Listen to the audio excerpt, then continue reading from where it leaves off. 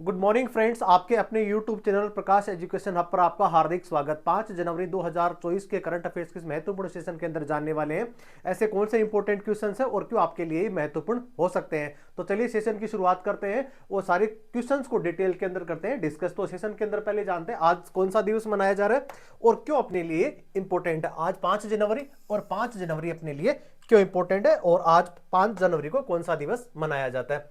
तो विश्व पक्षी दिवस मनाया जाता है 5 जनवरी को। इसकी शुरुआत कब होती है? इसकी शुरुआत होती है 2011 को।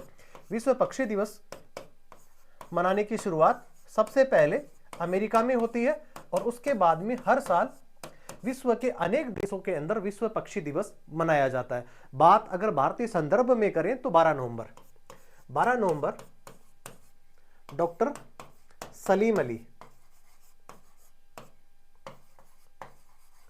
बर्ड मैन ऑफ इंडिया के नाम से विख्यात, bird man of the India के नाम से विख्यात, और इनकी जो कार्यस्थली थी उस कार्यस्थली का नाम है घना पक्षी विहार। घना पक्षी विहार जो राजस्थान के भरतपुर में स्थित है। वहां पे साइबेरियन सारस, इसके अलावा विभिन्न प्रकार की प्रजातियां वहां पे निवास करती हैं, जीव और जंतुओं से संबंधित। तो इनकी जो कार्यस्थली वहां पे रही और उन्होंने पर्यावरण के क्षेत्र में प्रकृति प्रेमी थे और साथ में पक्षी प्रेमी भी थे, पक्षी प्रेमी भी, और इन्होंने इनके संरक्षण के लिए विभिन्न प्रकार के कार्यक्रम भी चलाए। और इसके बाद में इनके कार्य को देखते हुए इनको पद्म भूषण और पद्म विभूषण जैसे पुरस्कारों से भी इनको अलंकृत किया गया। तो आप देख रहे हैं कि 5 जनवरी को विश्व पक्षी दिवस मनाया जाता है। भारतीय संदर्भ में देखा जाए तो 12 नवंबर को हम विश्व पक्षी दिवस तो नहीं लेकिन राष्ट्रीय पक्षी दिवस के तौर पे उनको याद करते हैं। कार्य के बारे में मैंने आपको बताया कि विश्व पक्षी दिवस के समानांतर ही भारत के अंदर भी राष्ट्रीय पक्षी दिवस मनाया जाता है। और किसके लिए मनाया जाता है, किसकी याद में? तो ये है सिर्फ किसके लिए, 12 नवंबर के नाम से, जब डॉक्टर सलीम अली का जो जीवन जो शुरुआत होती है, उनका जो जन्म होता है 12 नवंबर को, उसी दिन से इसकी शुरुआत करी जाती है। चलिए जानते हैं आज के सेशन का पहला प्रश्न। देखते हैं, हाल ही में भारत के किस शहर में all India DGP IG conference वर्तमान में आयोजित करी जा रही है? इसका जो आंसर होने वाला है, जिस प्रकार आज 5 तारीख है और आज ऑल इंडिया डीजीपी और आईजी कॉन्फ्रेंस है, ये राजस्थान के जयपुर शहर के अंदर इसका आयोजन किया जा रहा है। राजस्थान जयपुर, और इसके अंदर देश भर के जितने भी जो डीजीपी और आईजी रैंक के जो अधिकारी हैं वो इस बैठक के अंदर शिरकत करने वाले हैं और 3 दिन के लिए चलने वाला ये बड़ा एक सम्मेलन है। इसकी अगर बात करें तो यहाँ पे प्रधानमंत्री और साथ में भारतीय गृह मंत्री, ये दोनों भी इसके अंदर क्या लेने वाले हैं, भाग लेने वाले हैं। उद्देश्य क्या होगा? देश के अंदर, देश में अलगाववाद, नक्सलवाद तथा साइबर फ्रॉड और बहुत सारी जो एंटी नेशनल गतिविधियां हैं उनको रोकने के लिए और उनके ऊपर प्रभावी कदम उठाने के लिए इस प्रकार की कवायद करी जा रही है, जिसके अंदर डीजीपी आईजी कॉन्फ्रेंस है उसका आयोजन राजस्थान के जयपुर शहर या राजस्थान की जो राजधानी है जो पिंक सिटी के नाम से विख्यात, वहां पे इसका आयोजन किया जा रहा है। इसकी जो तिथि है वो कितनी है? 5 से लेकर के 7 जनवरी, 5 to 7 जनवरी 2024 में इसका आयोजन किया जा रहा है। तो इसका जो आंसर होने वाला है वो कौन सा होने वाला है? जयपुर होने वाला है।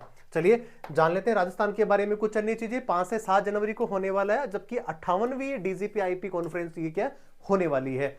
अब बात कर रहे हैं कि उद्देश्य वही जो मैंने आपको बताया, साइबर अपराध है, डाटा गवर्नेंस है, आतंकवाद विरोधी चुनौतियां हैं, वामपंथ उग्रवाद, नारकोटिक्स तस्करी, जेल सुधार जैसी चुनौतियों पर होगी विस्तार से चर्चा।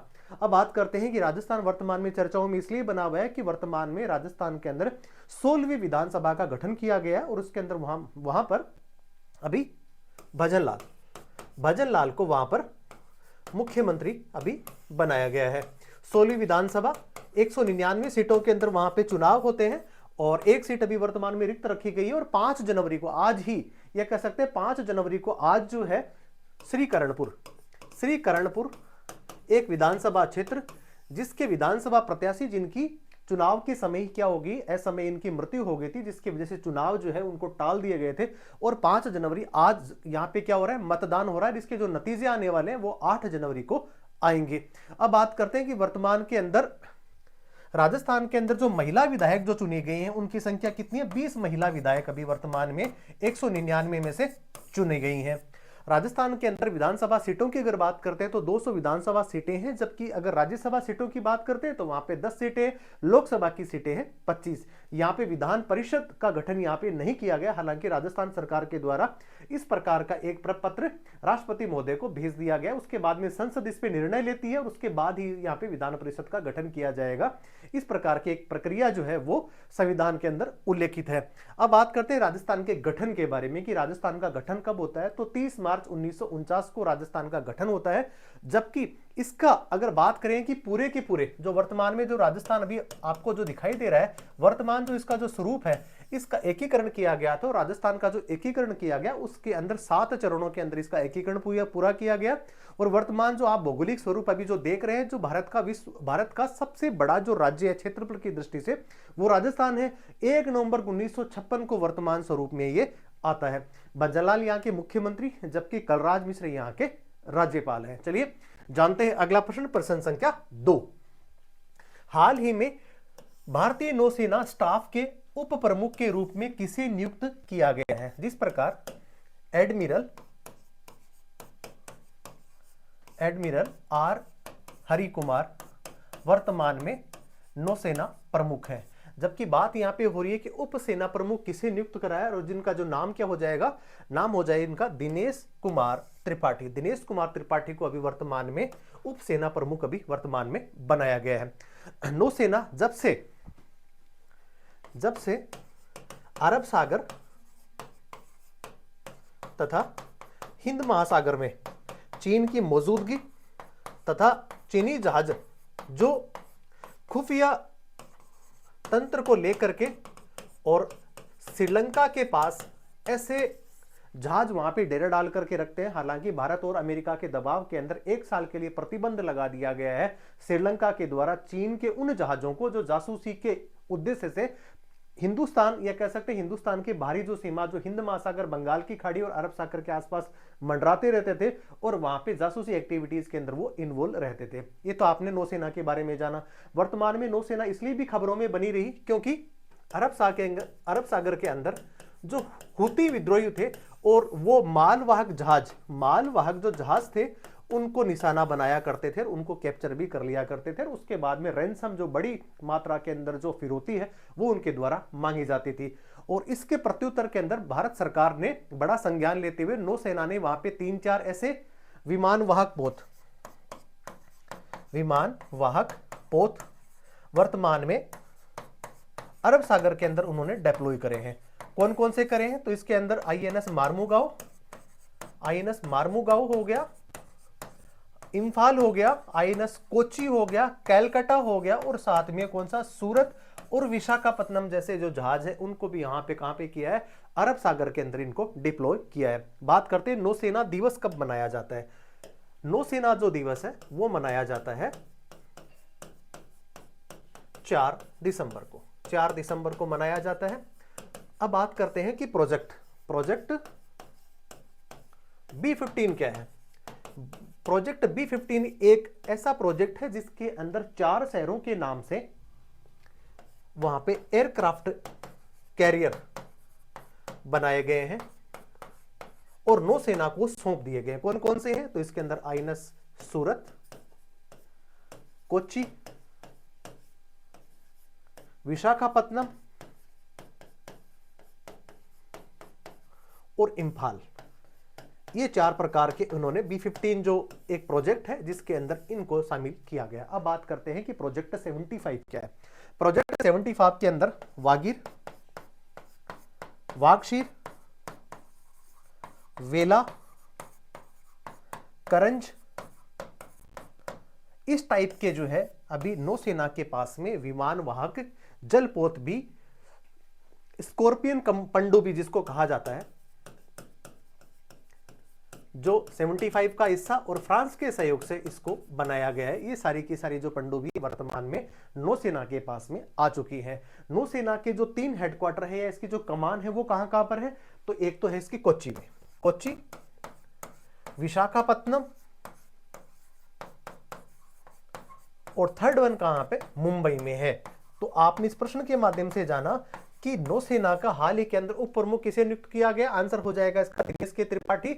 और वर्तमान में और सारी जो चीजें जो नौसेना के द्वारा जो करी जा रही हैं वो भी मैंने आपको इस प्रश्न के माध्यम से बताया। अब आपको एक चीज और बताता चलता हूं कि आईआईटी कानपुर के द्वारा नौसेना के साथ उन्नत प्रौद्योगिकी, नवीन टेक्नोलॉजी प्रोवाइड करने के लिए अभी हाल ही के अंदर नौसेना के साथ में एक एमओयू भी किया गया है। आपने इस प्रश्न के माध्यम से जाना कि बहुत सारी ऐसी चीजें हैं और उप प्रमुख के तौर पे किसकी नियुक्ति दी गई? तो आंसर हो जाएगा दिनेश कुमार त्रिपाठी। इसके बारे में कुछ अन्य फैक्ट्स जान लेते हैं। 38वें उप प्रमुख के रूप में इन्होंने शपथ ली है वाइस एडमिरल दिनेश कुमार त्रिपाठी। भारत द्वारा अरब सागर में तैनात गाइडेड मिसाइल विध्वंसक, जिसका बारे में मैंने बताया, आईएनएस मार्मुगाव है, आईएनएस कोची है, आईएनएस कोलकाता है, आईएनएस चेन्नई और आईएनएस विशाखापत्तनम। इन 5 जहाजों को अरब सागर के अंदर जितने भी जो मालवाहक जहाज जो भारत आते भी हैं और जाते भी हैं, ये कह सकते हैं आयात और निर्यात की वजह से जो यान समुद्र में रहते हैं उनको हुती जो लड़ाके हैं उनसे चंगुल से उनको छुड़ाने के लिए, उनको रक्षा करने के लिए इस प्रकार के जो जहाज वो तैनात कहां करे गए हैं? वो करे गए अरब सागर में। अब बात करते हैं प्रोजेक्ट 75 क्या है? प्रोजेक्ट 75 स्कॉर्पियन पनडुब्बी और किसके सहयोग से करा जा रहा है? फ्रांस के साथ में किया जा रहा है। इसके जो सबमरीन जो है वो कौन कौन सी है? आईएनएस कलवरी है, वाक्षीर है, वेला है, खंडेरी है, करंज और वागीर है। ये 6 प्रकार की यहाँ पे आपने पनडुब्बियां देखी। अब बात करते हैं कि भारत के अपने नौसेना के साथ में जो नवाचार को बढ़ावा देने के लिए नौसेना ने आईआईटी कानपुर के साथ में समझौता कराया। 4 दिसंबर को नौसेना दिवस मनाया जाता है, जबकि एडमिरल आर हरि कुमार यहाँ के इसके अभी वर्तमान में एडमिरल है, किसके? नौसेना के चीफ है। चलिए जानते हैं अगला प्रश्न, प्रश्न संख्या 3। हाल ही में किस राज्य में आपदा की पूर्व चेतावनी के लिए राहत वाहिनी केंद्र की स्थापना की गई? इसका जो आंसर होने वाला है वो होने वाला है उत्तर प्रदेश। उत्तर प्रदेश की राजधानी लखनऊ हम सब लोगों को विदित। और वर्तमान में यूपी वर्तमान में चर्चाओं में बना रहा कि राम की जो जन्मभूमि, राम जन्मभूमि यूपी में, और अभी 17 जनवरी से लेकर के नगर भ्रमण के लिए श्री रामचंद्र जी की प्रतिमा को वहां पे अयोध्या के अंदर 5 किलोमीटर के परिधि के अंदर वहां पे इनकी परिक्रमा करी जाएगी। 22 जनवरी से विधिवत इसके कार्यक्रम शुरू हो जाएंगे। उसके बाद में यहाँ पे रामलला की स्थापना भी करी जाएगी। तो वर्तमान में यूपी भी चर्चाओं में बना हुआ है। अब बात करते हैं अन्य दृष्टिकोण से। 57 साइबर क्राइम पुलिस स्टेशन अभी कहां बने हैं? ये बने हैं यूपी के अंदर। और उद्देश्य सब लोगों का एक ही कि साइबर के जरिए जिस प्रकार की हैकिंग होती है, रैंसम जो मांगी जाती है और बहुत सारे जैसे उपभोक्ताओं का जो डेटा होता है, जो निजी डेटा होता है, उसको लोग क्या कर लेते हैं? कैप्चर कर लेते हैं। उसी को रोकथाम के लिए साइबर स्टेशन की क्या करी जा रही है? वर्तमान में स्थापना करी जाएगी। अब बात करते हैं कि अभी अंतरराज्यीय जो मछली उत्पादन का जो सबसे बड़ा राज्य उभर करके जो आया है और उसको क्या दिया गया? पुरस्कार दिया गया। उस राज्य का नाम भी क्या है? यूपी है। जनसंख्या के लिहाज से भारत का सबसे बड़ा राज्य कौन सा है? यूपी है। अगर जिलों की अगर बात करते हैं तो सबसे ज्यादा जिलों वाला राज्य कौन सा है? यूपी भी है। और सबसे ज्यादा लोकसभा सीटों वाला राज्य है वो भी यूपी है। तो आपने इस प्रश्न के माध्यम से जाना कि बहुत सारी चीजें हैं जो वर्तमान में यूपी के अंदर हो रही हैं। बात अगर और भी करें तो वहां पे बहुत सारे ऐसे जो नाम थे जो शहरों के थे, और इसके अंदर मुगल सराय रेलवे स्टेशन जिसका नाम चेंज करके भी दीनदयाल उपाध्याय रेलवे स्टेशन के नाम से कर दिया गया, जबकि झांसी जो स्टेशन हुआ करता था उसका नाम भी झांसी की रानी लक्ष्मीबाई जी के नाम पे रख दिए हैं। वर्तमान में जो यूपी के मुख्यमंत्री हैं जिनका नाम योगी आदित्यनाथ है, जबकि वहां की जो राज्यपाल महोदय हैं जिनका नाम है आनंदीबेन पटेल है। चलिए जानते हैं इसके बारे में कुछ अन्य चीजें। राहत वाणी केंद्र जो उत्तर प्रदेश में अभी वर्तमान में इसकी स्थापना की गई। आपदा पूर्व चेतावनियां, जितने भी प्रकार की जो प्राकृतिक आपदाएं आती हैं उनको समय से पहले लोगों तक पहुंचाना और साथ में जान माल की रक्षा को बचाने के उद्देश्य से राहत वाणी प्रोग्राम की शुरुआत कहां करी गई है? ये यूपी में की गई है। अब बात करते हैं, इससे पहले यूपी सरकार के द्वारा देश के पहले दूर संचार उत्कृष्टता केंद्र को भी क्या दी गई थी? मंजूरी दी गई थी। बाकी सारी चीजें मैं ऑलरेडी आपको बता चुका हूं कि यूपी वर्तमान में क्यों चर्चाओं में बना हुआ है। और जिस प्रकार देख रहे हैं कि गेहूं के उत्पादन के रूप में भी अगर देखा जाए तो सबसे जो बड़ा या सबसे ज्यादा उत्पादन करने वाला राज्य कौन सा है? वो भी उत्तर प्रदेश है। चलिए जानते हैं अगला प्रश्न। हाल ही में सुप्रीम कोर्ट कानूनी सेवा समिति का अध्यक्ष किसे नियुक्त किया गया? तो कानूनी सेवा समिति क्या है? यह एक वैधानिक निकाय है। यह एक वैधानिक निकाय है और इसके अंदर अभी वर्तमान में किसे इनको अध्यक्ष बनाया गया है, तो जिनका नाम क्या होने वाला है, उनका नाम है न्यायमूर्ति BR गवई। ये क्या है, ये सुप्रीम कोर्ट में, वर्तमान में सुप्रीम कोर्ट के अंदर ये न्यायाधीश है। अब बात करते हैं कि वर्तमान में सुप्रीम कोर्ट के जो न्यायाधीश है उनकी संख्या कितनी होती है, तो उनकी संख्या होती है 33 + 1। ये कह सकते हैं टोटल जो ग्रांड टोटल होता है वो कितना होता है, 34 होता है, जिसमें सुप्रीम कोर्ट के माननीय सुप्रीम कोर्ट के जो मुख्य न्यायाधीश जो वर्तमान में DY चंद्रचूड़ है, ये 50वें नंबर के मुख्य न्यायाधीश है सुप्रीम कोर्ट के। इसके अलावा 33 अन्य न्यायाधीश भी वहां पे काम कर रहे हैं। अभी हाल ही के अंदर कोलेजियम सिस्टम के माध्यम से वर्तमान में 3 जजों को नियुक्ति और दी गई है। वो कहां दी गई है, तो एक तो दी गई है MM श्रीवास्तव, जिनको वो पहले कार्यवाहक CGI थे, या कह सकते हैं कि CGI तो नहीं लेकिन मुख्य न्यायाधीश उच्च न्यायालय राजस्थान के। विजय बिश्नोई, जिनको गुवाहाटी का मुख्य न्यायाधीश बनाया गया, गुवाहाटी जो अपना न्यायालय उसका मुख्य न्यायाधीश बनाया गया। जबकि अलावा एक जो अरुण कुमार है, उनको अभी प्रयागराज जो इलाहाबाद के नाम से जो कोर्ट जाना जाता है उसके क्या बनाया गया है, उनको अरुण बंसाली जो है उनको वहां का मुख्य न्यायाधीश बनाया गया है। इस प्रकार हाल ही के अंदर सुप्रीम कोर्ट, आप हम सब लोगों को पता है, कोलेजियम सिस्टम के माध्यम से यहाँ पे नियुक्तियां भी की जाती हैं, स्थानांतरण किया जाता है और पदोन्नति करी जाती है, वो कोलेजियम सिस्टम के माध्यम से ही करी जाती है। हाल ही के अंदर सुप्रीम कोर्ट इसलिए भी चर्चाओं में बना रहा कि मद्रास IIT के द्वारा या चेन्नई जो IIT के द्वारा टूल ट्रांसक्रिप्शन के साथ में एक MOU किया गया। वो किसके साथ में किया, IIT मद्रास के साथ में किया गया है। एक आपने सुना होगा मिट्टी कैफे पूर्णतया दिव्यांगों के द्वारा संचालित एक ऐसा कैफे जहां पे सभी प्रकार की सुविधाएं उपलब्ध होती हैं। वो किसके माध्यम से होती हैं, वो होती है दिव्यांगों के माध्यम से ही होती है। चलिए जानते हैं, तो इसका जो आंसर होने वाला है वो तो कौन से, BR गवई हैं जो सुप्रीम कोर्ट के न्यायाधीश हैं। देखते हैं इसके बारे में कुछ अन्य चीजें। Justice BR Gavai supreme court के जज हैं। सुप्रीम कोर्ट की कानूनी सेवा एक वैधानिक निकाय है और भारत सरकार के कानून और न्याय मंत्रालय के न्याय विभाग के तहत एक सरकारी विभाग है। अब मैं आपको बताता चलता हूं कि विधि आयोग की एक अनुशंसा आई, एक रिकमेंडेशन आई, जिसके अंदर भारत के अंदर न्यायाधीशों की संख्या और भारत की जनसंख्या पर उनका जो कितना एक अनुपात है उसके बारे में उन्होंने एक चौंकाने वाले आंकड़े पेश करे।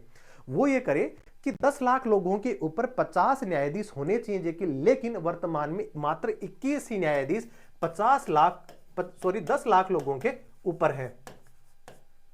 21 होने, अभी वर्तमान में 21 है, होने कितने चाहिए, ये 50 होने चाहिए। कितने लाख लोगों पे, 10 लाख लोगों पे। ऐसी भी विधि आयोग की एक अभी रिपोर्ट आई थी। अभी सर्वोच्च न्यायालय और IIT मद्रास के मध्य एक MOU किसका, ट्रांसक्रिप्शन टूल, जिसके अंदर जिस प्रकार के जो फैसले जो जजेस के आते हैं उनको उन्हीं की स्थानीय भाषा के अंदर सुनाने का इस प्रकार का एक टूल की भी अभी शुरुआत करी जा रही है। मिट्टी के भी दिव्यांगजनों के द्वारा संचालित होने वाला है। अब बात करते हैं सुप्रीम कोर्ट के द्वारा जो कोलेजियम सिस्टम के माध्यम से जो नियुक्ति करी जाती है, पदोन्नति करी जाती है और स्थानांतरण करा जाता है, वो कोलेजियम सिस्टम जजेस केस 1998 के माध्यम से ये सारी चीजें करी जाती हैं। अब देख लेते हैं जस्टिस MM श्रीवास्तव आपको राजस्थान उच्च न्यायालय का मुख्य न्यायाधीश, इससे पहले वो कार्यवाहक थे, क्योंकि जॉर्ज ऑगस्टिन जो पहले यहाँ के मुख्य न्यायाधीश हुआ करते थे वो भी कहां चले गए, वो भी सुप्रीम कोर्ट के अंदर एज ए न्यायाधीश वहां पे चले गए। उनके बाद में यहां जो थे वो कार्यवाहक बनाए गए थे और उनको वर्तमान में यहाँ पे राजस्थान का उच्च न्यायालय है वहां पे उनको मुख्य न्यायाधीश नियुक्त कर दिया गया है। अब बात करते हैं, इनके अलावा अरुण बंसाली को इलाहाबाद हाईकोर्ट का मुख्य न्यायाधीश घोषित वहां पे उनको बना दिया गया है, जबकि विजय बिश्नोई है उनको गुवाहाटी हाईकोर्ट का मुख्य न्यायाधीश घोषित अभी या उनको अभी वहां पे नियुक्त कर दिया गया है। चलिए जानते हैं अगला प्रश्न, प्रश्न संख्या 5। हाल ही में ISCC प्लस प्रमाणन प्राप्त करने वाली पहली कौन सी कंपनी बनी है? रिलायंस इंडस्ट्रीज, जिसकी स्थापना और यह कह सकते हैं इसके जो संस्थापक है जिनका नाम क्या है, धीरू भाई अंबानी। और वर्तमान में इनका जो स्वामित्व है वो किसके पास में है, वो मुकेश अंबानी के है, एशिया के सबसे धनी व्यक्ति जिनका नाम मुकेश अंबानी। और उन्हीं की कंपनी जो है ISCC प्लस प्रमाणन प्राप्त करने वाली पहली कंपनी कौन सी बनी है, जिन्होंने पर्यावरण के अनुकूल जितनी भी प्रकार की जो गतिविधियां करती हैं, जिसके अंदर CSR भी शामिल है, उसके अंदर ऐसी कंपनी कौन सी बनी है, रिलायंस इंडस्ट्रीज बनी है। अब आपको बता दें कि रिलायंस के पास में जिस प्रकार का जो कारोबार है, जिसके अंदर वो टेलीकॉम सर्विसेज के अंदर भी है, और इसके अलावा जामनगर की जो रिफाइनरी है, जो विश्व की सबसे बड़ी और सबसे ज्यादा कच्चे तेल को परिष्कृत करके उसको रिफाइन करके और पेट्रोल, ये कह सकते हैं कि वाहनों के अंदर काम में आने वाले फ्यूल के अंदर उसको तब्दील करती है। एक दिन के अंदर 48 लाख, एक दिन के अंदर 48 या कह सकते हैं कि 14 लाख बैरल प्रतिदिन ये इसको क्या करती है, तेल का प्रसंस्करण करती है। इसके अलावा प्रति माह 600 टन तक पायरोलिसिस तेल का उत्पादन भी कौन करती है, ये कंपनी करती है। विश्व की सबसे बड़ी कंपनी है तो नहीं कह सकते, लेकिन विश्व की सबसे बड़ी अगर रिफाइनरी की अगर बात करते हैं तो कौन सी है, जामनगर रिफाइनरी है। अब बात करते हैं कि रिलायंस का जामनगर रिफाइनरी के द्वारा सतत एक उत्पादक पायरोलिसिस तकनीक की पर लागू किया गया। इसके अलावा टिकाऊ और पर्यावरण के अनुकूल विनिर्माण प्रक्रियाओं और अंतरराष्ट्रीय मानकों को पूरा करने के लिए कंपनी के साथ में समर्पण का जो प्रमाण पत्र अभी वर्तमान में रिलायंस इंडस्ट्री को अभी जो मिला, ISCC का प्रमाणन, जो किसके लिए दिया जाता है, पर्यावरण के अनुकूल औद्योगिक गतिविधियां करने के उद्देश्य से। विश्व की सबसे बड़ी रिफाइनरी जहां पे 14 लाख बैरल प्रतिदिन कच्चे तेल का परिशोधन किया जाता है। चलिए जान रहे हैं अगला प्रश्न, प्रश्न संख्या 6। हाल ही में किस वन्य जीव अभ्यारण्य को स्वदेश दर्शन 2.0 योजना में शामिल किया गया है? बारगढ़ जिला। बारगढ़ जिला कहां पे है, उड़ीसा के अंदर। 2015 से ही पर्यटन विभाग के द्वारा स्वदेश दर्शन की एक मुहिम चलाई जा रही है, जिसके अंदर लोगों को पर्यटन के प्रति आकर्षित करने के लिए और इसके अलावा राज्यों के पास में जितने भी प्रकार का जो प्राकृतिक जो सौंदर्य है उसको और ज्यादा विश्व पटल पे लाने के उद्देश्य से स्वदेश दर्शन 2.0 की शुरुआत की गई है। इससे पहले इसकी शुरुआत हो गई थी, वैसे तो कब हो गई थी, 2015 के अंदर इसकी शुरुआत होगी, लेकिन इसका जो वर्जन है वो 2.0 अभी वर्तमान में आया है। अब आपसे पूछा जा रहा है कि वन्य जीव अभयारण्य है कहां पे, आंसर इसका हो जाएगा डेब्रीगढ़। डेब्रीगढ़ वन्य जीव अभयारण्य जो कहां पे है, उड़ीसा में है। वहां पे विभिन्न प्रकार की सरीसृप, पशु पक्षी और प्राकृतिक मनोहर छटा वहां पे अपने को देखने को मिलती है। उसी के पास में महानदी भी वहां पे प्रवाहित होती है। और वर्तमान में उड़ीसा जो है इस बारगढ़ वन्य जीव, इसके डेब्रीगढ़ जो है बारगढ़ जिले के अंदर है, इसके अलावा भी और अन्य चीजों की वजह से भी क्या रहा है, वर्तमान में चर्चाओं में बना हुआ है। कौन कौन सी चीजें हैं, अभी वहां पे अल्टीमेट खो-खो का दूसरा सीजन अभी वर्तमान में कहां खेला जा रहा है, ये उड़ीसा में खेला जा रहा है। इससे पहले कलिंग महोत्सव वो भी उड़ीसा के भुवनेश्वर में इसकी शुरुआत की गई और इसके अंदर देश के सभी जो राज्य हैं उनके जो साहित्यकार थे उन्होंने वहां पे भाग लिया। लेकिन इसके अंदर हमारा एक पड़ोसी देश जिसका नाम है नेपाल ने भी यहां पे विशिष्ट श्रेणी में भाग लिया। 2023 का हॉकी का विश्व कप भी खेला गया, वो कहां पे खेला गया, वो भी उड़ीसा के अंदर ही खेला गया। वर्तमान में मुख्यमंत्री की अगर बात करते हैं जिनका नाम है क्या, नवीन पटनायक, राजधानी भुवनेश्वर। चलिए इसके बारे में कुछ अन्य चीजें और जान लेते हैं प्रश्न के माध्यम से। देखते हैं, डेब्रीगढ़ वन्य जीव अभयारण्य को स्वदेश दर्शन 2.0 योजना में शामिल किया गया। स्वदेश दर्शन कार्यक्रम भारत सरकार के पर्यटन मंत्रालय द्वारा 2015 में इसकी शुरुआत हो गई थी। ओडिशा के बरगढ़ जिले के अंदर हीराकुंड बांध जो महानदी के पास में स्थित है वहां पे इसको किया गया है।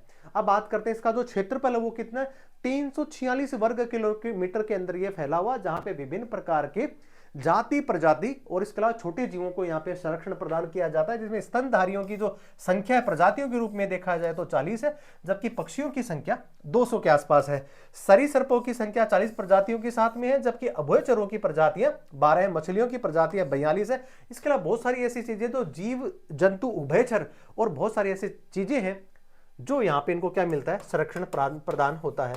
तो वर्तमान में उड़ीसा इसलिए चर्चाओं में बना हुआ है। चलिए जानते हैं अगला प्रश्न, प्रश्न संख्या 7। हाल ही में हिमाचल प्रदेश के मुख्यमंत्री के द्वारा किस शहर में 5 दिवसीय शीतकालीन कार्निवल का उद्घाटन करा गया?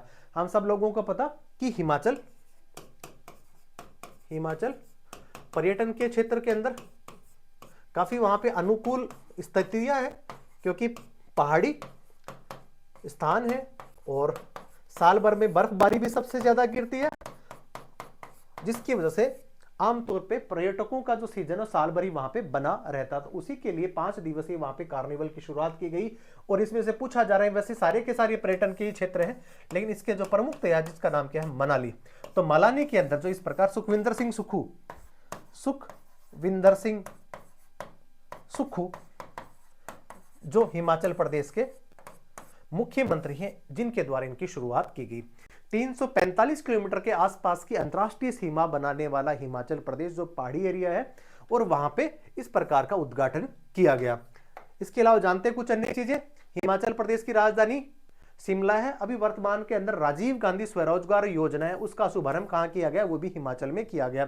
345 किलोमीटर की सीमा चीन के साथ में लगती है। अब बात करते हैं धर्मशाला के अंदर वर्तमान के अंदर एक international world class international cricket का स्टेडियम भी वहां पे बनाया गया। जबकि धर्मशाला के अंदर जो निर्वासित तिब्बती सरकार है, जिसके धर्मगुरु दलाई लामा, उनका निवास स्थान भी कहां है? वो भी धर्मशाला के अंदर ही है। आप देख रहे हैं इस मैप के माध्यम से कि ये आपको हिमाचल का एरिया मिल जाएगा, जहां पे 345 किलोमीटर के आसपास इसकी सीमा किसके साथ लगती है? इसके साथ में लगती है चीन के साथ में। अब जानते हैं कुछ अन्य चीजें। राज्य के प्रमुख जीआई टैगों की अगर बारे में बात करें तो कुल्लू शॉल, चंबा रुमाल, किन्नौर शॉल, कांगड़ा पेंटिंग्स और लाहौल ऊनी मोजे, जितने भी प्रकार की जो ये सारी चीजें जो लोगों के द्वारा निर्मित होती है, उनको जीआई टैग का दर्जा भी दिया गया। इसके अलावा अगर बात करें अगर ये फ्रूट्स के बारे में, तो वहां पे हिमाचल का जो सेब है उसका उत्पादन बहुत मात्रा में किया जाता है, और जो उत्पादन होने के बाद में सबसे ज्यादा जो निर्यात अच्छी क्वालिटी का जो सेब है उसको विदेशों के अंदर किया जाता है, जिसके अंदर अमेरिका के अंदर सबसे ज्यादा डिमांड हिमाचल के सेब की रहती है। चलिए जानते हैं अगला प्रश्न, प्रश्न संख्या 8। हाल ही में किस राज्य सरकार के द्वारा हट्टी समुदाय को अनुसूचित जनजाति एसटी कैटेगरी का दर्जा दिया गया? और आंसर क्या हो जाएगा इसका? वही सेम हो जाएगा, हिमाचल प्रदेश। हिमाचल प्रदेश में हट्टू समुदाय जो पारंपरिक रूप से एक खानाबदोश भी किनको कह सकते हैं, और साथ में घुमंतू भी है, घुमंतू प्रजाति जाति, जिनको वर्तमान में हिमाचल सरकार ने एसटी का दर्जा दिया गया। अब बात करते हैं संविधान के किस अनुच्छेद के अंदर अनुसूचित जाति का जनजाति का उल्लेख मिलता है? आर्टिकल 244। आर्टिकल 244 के अंदर इसका क्या मिलता है? आपको उल्लेख मिलता है। बात करते हैं पैसा एक्ट के बारे में। पैसा एक्ट भी जो 1996 के अंदर आता है, पैसा एक्ट के माध्यम से स्थानीय स्वशासन की अवधारणा जो गांधी जी के द्वारा दी गई है, और इसके अंदर ग्राम सभा के माध्यम से ग्रामों का सर्वांगीण विकास करने के उद्देश्य से अनुसूचित जनजाति के लिए पैसा एक्ट 1996 लाया गया, और भाग 9 के अंदर इसका आपको वर्णन मिलता है किसका? अनुसूचित जनजाति का। तो आपने प्रश्न के माध्यम से जाना कि हट्टी समुदाय जो अनुसूचित जनजाति का हिमाचल प्रदेश में है, और ये जो विभिन्न प्रकार के जो हाट हैं, जिसको सामान्य भाषा के अंदर छोटे छोटे बाजार कहते हैं, उनके अंदर ये सब्जियां वगैरह या अपने उत्पाद को बेचते हैं। ये एक विशेष अवसरों के अंदर इनकी एक पहचान है, जिसके अंदर ये सफेद टोपी सर पे पहनते हैं। ये इनकी एक अपनी अलग से पहचान है। तो वर्तमान में एसटी का जो दर्जा है वो इस जनजाति को मिला है। अब बात करते हैं कि लोकसभा के अंदर एसटी समुदाय को, जो भारतीय जो जनजाति है, उसकी कितनी सीटें क्या है रिजर्व रखी गई, और आंसर कितना हो जाएगा? 47 सीटें हैं जो एसटी के लिए रखी गई हैं, जबकि 84 सीटें हैं वो किसके लिए? एससी के लिए, शेड्यूल कास्ट के लिए और शेड्यूल ट्राइब, दोनों सीटों के बारे में मैंने आपको बताया। देखते हैं इसके बारे में कुछ अन्य चीजें। सिरमौर जिले के ट्रांसगिरी क्षेत्र के अंदर हट्टी समुदाय है, जो आप देख रहे हैं कि संगड़, सिलाई, रंगूजी, कमऊ, ये सिमोर, ये सारे के सारे जो आपको जो डिस्ट्रिक्ट नजर आ रहे हैं, जिसके अंदर ये समुदाय यहाँ पे पाया जाता है, यहाँ पे ये वर्तमान में निवास ये करता है। अब बात कर रहे हैं, ये घरेलू सब्जियां, फसल, मांस और ऊन इत्यादि बेचने का कार्य ये लोग करते हैं और विशिष्ट सफेद प्रकार की क्या पहनते हैं, ये टोपी पहनते हैं। चलिए जानते हैं अगला प्रश्न, प्रश्न संख्या 9। हाल ही में आईएमएफ द्वारा किस देश को $700 मिलियन का कर्जा दिया गया? जिस प्रकार हमारे पड़ोसी देश दो हैं वर्तमान में जो चर्चाओं में बने रहे हैं। एक तो है श्रीलंका, जिसको $337 अरब का आईएमएफ के द्वारा क्या दिया गया है, अभी वर्तमान में अनुदान दिया गया 337। अब बात करते हैं वहीं के साथ में पाकिस्तान को भी 700 मिलियन डॉलर की आर्थिक सहायता किसको दी गई है? ये हमारा ही मुल्क, पड़ोसी देश, जो अभी वर्तमान में आर्थिक बदहाली के दौर से ये गुजर रहा है। हालांकि अभी सरकार बदलने के चांसेस वहां पे ज्यादा लग रहे हैं, क्योंकि 8 फरवरी को पाकिस्तान के अंदर अभी वर्तमान में चुनाव होने वाले हैं। 8 फरवरी को वहां पे चुनाव होने वाले, सामान्य चुनाव होने वाले, जहां पे प्रधानमंत्री को भी चुना जाएगा। अब बात करते हैं वहां के जो कह सकते हैं थल सेना तो नहीं कह सकते, लेकिन सेना प्रमुख, क्योंकि भारत के अंदर तो थल सेना, वायु सेना और जल सेना के प्रमुख होते हैं, जबकि वहां पे एक ही सेना प्रमुख होते हैं जिनका अधिकार तीनों सेनाओं के ऊपर रहता है। नाम क्या है इनका? असीम मुनीर वर्तमान में वहां के सेनाध्यक्ष हैं। अब बात कर लेते हैं कि वर्तमान में पाकिस्तान और क्यों चर्चाओं में बना हुआ था। अभी वर्तमान के अंदर जिस प्रकार तालिबान का शासन अफगानिस्तान में हुआ, उसके बाद में बहुत सारे ऐसे अफगानी थे जो लाखों की तादाद के अंदर पाकिस्तान में निर्वासित जीवन जी रहे थे या रिफ्यूजीज बन करके रह रहे थे।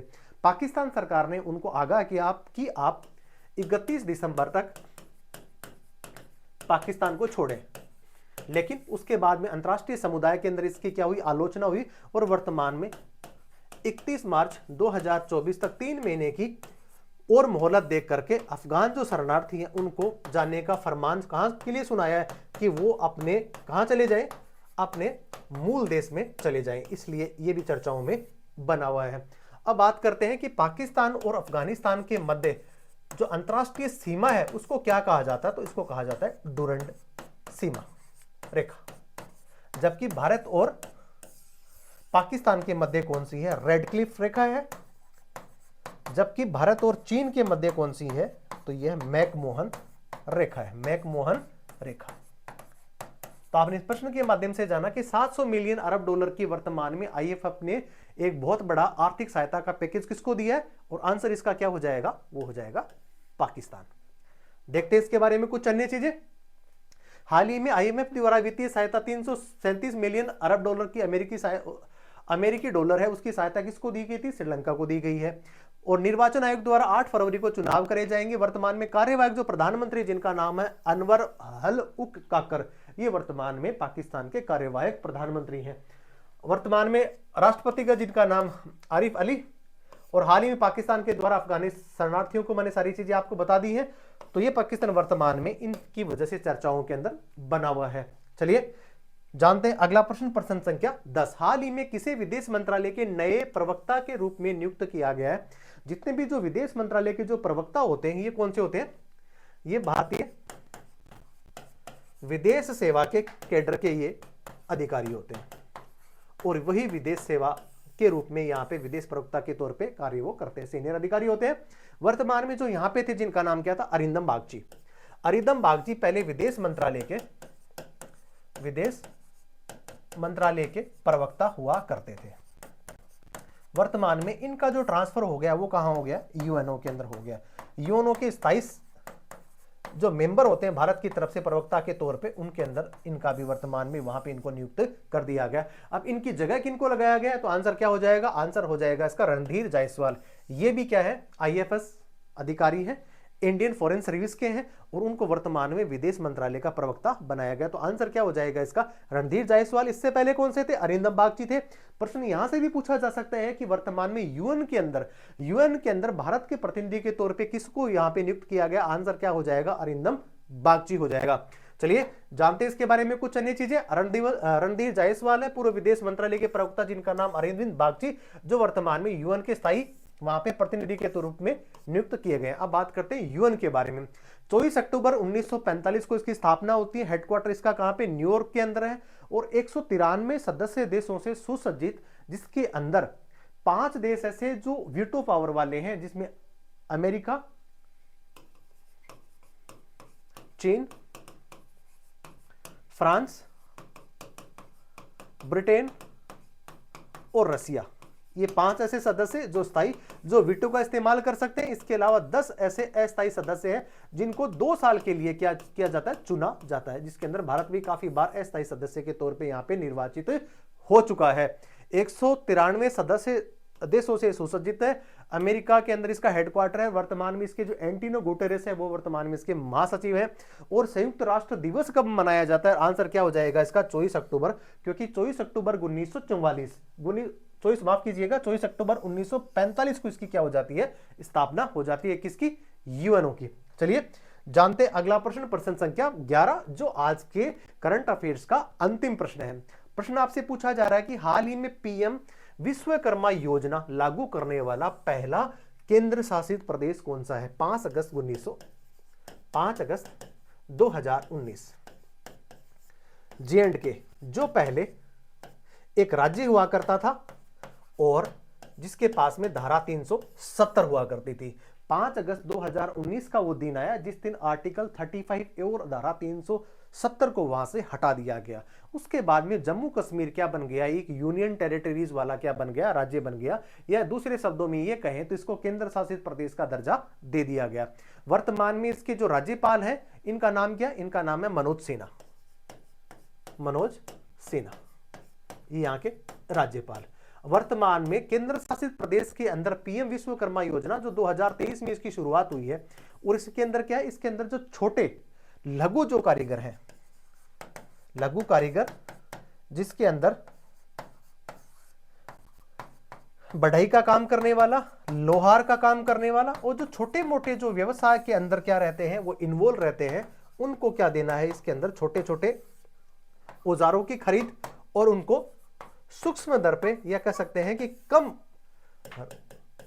इंटरेस्ट के ऊपर उनको क्या दिया जाता है? ऋण दिया जाता है। तो इसका जो आंसर होने वाला है वो कौन से होने वाला है? जम्मू कश्मीर के अंदर पहला ऐसा केंद्र शासित प्रदेश बना है जहां पे विश्वकर्मा योजना लागू करने वाला क्या बना है? ये यूटी बना है।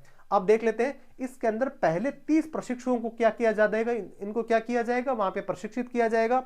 500 रुपए प्रतिदिन के हिसाब से उनको मेहनताना दिया जाएगा, जबकि 15,000 रुपए का उनको टूल किट भी दिया जाएगा जिससे अपना क्या वो अपना रोजगार उनकी वो शुरुआत कर सके। तो ये कहां पे? ये जम्मू कश्मीर के शोपियां जो जिला है, जो जिसके अंदर कह सकते हैं यहाँ पे सबसे ज्यादा टेररिज्म की जो एक्टिविटीज होती हैं वो प्रोन एरिया है शोपियां, और यहाँ पे इसकी शुरुआत करी गई है। उसके बाद में कालांतर के अंदर जम्मू कश्मीर के जो और जिले हैं वहां इसकी शुरुआत और आगे बढ़ा दी जाएगी। अब बात करते हैं उद्देश्य क्या है? शिल्पकार समुदाय के कौशल को और ज्यादा सशक्त बनाना, बढ़ावा देना और उनको क्या करना? आत्मनिर्भर बनाना। आत्मनिर्भर बनाने की कवायद वहां पे की गई है। 15 दिनों का प्रशिक्षण मिलने वाला है। 500 रुपए का मेहनताना प्रति दिवस के हिसाब से मिला जाएगा। 7,500 रुपए आपको प्रशिक्षण के बाद प्राप्त होंगे और 15,000 रुपए का आपको वहां पे टूल किट भी प्रदान किया जाएगा, किसमें? विश्वकर्मा ये जो योजना आई है इसके अंदर। अब हाल ही के अंदर जम्मू कश्मीर चर्चाओं के अंदर और भी बना रहा, वो इसलिए कि यूएपीए एक्ट, एक जो एक्ट है जो कौन सा है? 1967 की धारा के अंदर, जिस धारा संख्या कितनी है? 3A के अनुसार कुछ ऐसे अलगाववादी संगठन जो राष्ट्रीय सुरक्षा के लिए गंभीर खतरा पैदा कर सकते हैं, इसलिए उनको समय से ही पहले उनको प्रतिबंधित कर दिया गया। और इसी के क्रम के अंदर जम्मू कश्मीर के 2 ऐसे अलगाववादी संगठन जिसके अंदर मुस्लिम लीग जम्मू कश्मीर तथा तहरीक हुर्रियत जम्मू कश्मीर दोनों को क्या कर दिया गया है? प्रतिबंधित अभी वर्तमान में कर दिया गया है। इसके अलावा एक चीज और जो वर्तमान के अंदर 2023 के अंदर ही आई, जिसके अंदर परिसीमन किया गया जम्मू कश्मीर के अंदर, वहां पे जो सीटों का क्या किया? पुनः परिसीमन किया गया, जिसके अंदर जम्मू कश्मीर की जो सीटें हुआ करती थी उनका मैं आपको तरतीबवार बताने वाला हूं कि जम्मू के अंदर पहले सीटें हुआ करती थी 37, लेकिन उनके अंदर 6 सीटें और जोड़ दी गई है और इसका कितना हो गया? ग्रांड टोटल हो गया 43। जबकि श्रीनगर की बात करें जहां पे 46+1 हो गया, तो यहां पे सीटें कितनी हो गई? 47 हो गई हैं, जबकि यहां पे कितनी हो गई है? यहां पे हो गई 43। 37 और 6 43। अब बात करते हैं कि पीओके के लिए जो निर्वाचित जो लोग थे उनके लिए कितनी कर दिए? 2 सीटों को इनको आरक्षित किया गया है। तो आज के सेशन में इतना ही। बने रहिए प्रकाश एजुकेशन हब के साथ में। जय हिंद, जय भारत।